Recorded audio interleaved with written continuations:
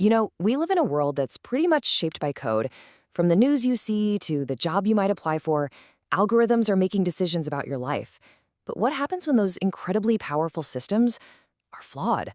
Well, today, we're going to unmask the hidden world of algorithmic bias. I mean, just think about it for a second.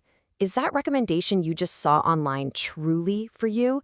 Or is it based on some kind of flawed assumption? This question, it's really at the heart of everything we're exploring today. These unseen biases that are shaping your digital life in ways you might not even realize. So, to really get this, we first have to see algorithms for what they are.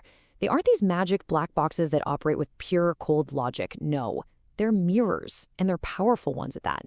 They don't just process data, they reflect the world that data came from. And that includes all of our imperfections, all of our hidden flaws. I think we've all been there, right? You get this bizarre ad for something you would never, ever buy. Or maybe a loan application gets denied for a reason that just makes zero sense. These moments feel like simple glitches, but they're often symptoms of a much deeper, more fundamental issue.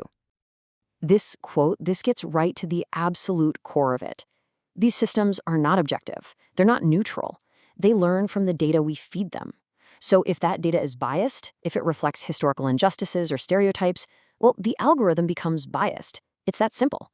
And if the people who create them have their own blind spots, the algorithm inherits those too. So the big question is, how exactly does something as messy and human as bias get baked right into clean lines of code?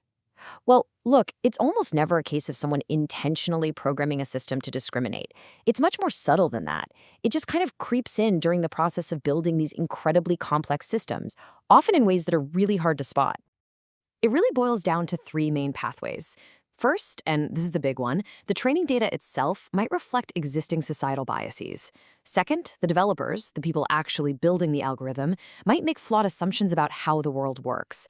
And third, the system could be trained on historical data that contains decades of past discrimination, which basically teaches the AI to just keep repeating those same mistakes. And this is where it gets really sneaky. Bias can operate in secret. An algorithm might be forbidden from using, say, race in a decision. But what if it uses something like a zip code?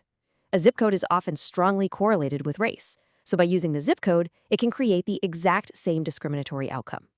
That zip code becomes what we call a proxy variable.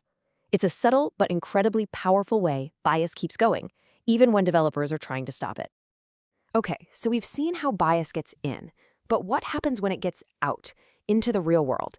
The consequences aren't just, digital annoyances or strange recommendations. They create this massive ripple effect, impacting people's lives in really profound and, frankly, often damaging ways. And the scope of this is just vast, and it's growing every single day. We're talking about automated systems that influence who gets a job, who gets a loan, who's recommended for parole, and even the quality of healthcare they can get. When bias is baked into these critical areas, the harm becomes very, very real. Let's make this super concrete, because these aren't just theories.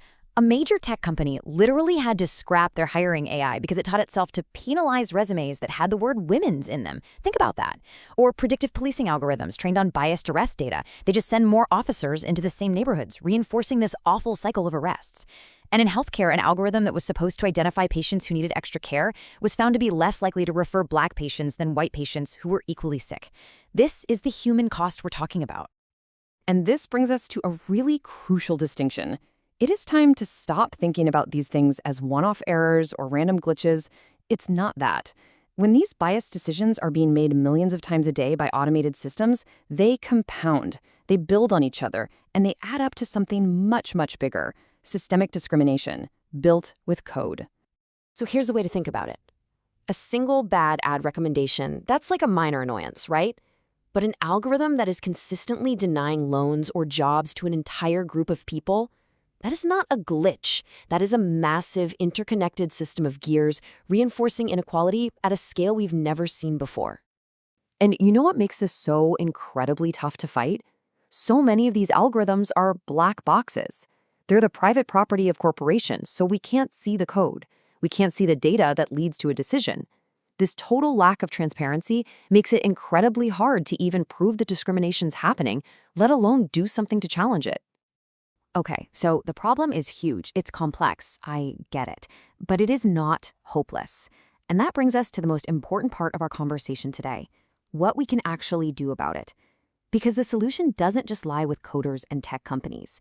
It starts with all of us, with awareness, and with a collective commitment to shaping a better, fairer digital world. Honestly, just by listening to this, by understanding everything we've talked about today, that algorithms are not neutral and that they can cause real harm, you have already taken the single most important step, because you can't fix a problem that you don't even know exists. And from that awareness comes action. This means you can start to question the recommendations you're given. It means actively seeking out different sources of information to break out of your personalized filter bubble, that little echo chamber that algorithms love to create for you. Support companies and policies that are pushing for transparency and ethical AI. And hey, when something seems wrong or unfair, report it. Your voice really, really matters. So ultimately, this is the question we all have to answer. Do we want a world where technology silently reinforces old inequalities? Or do we want one where we consciously and deliberately use it to build a more fair and just society for everyone? The code is still being written, and we all have a role to play in what it says.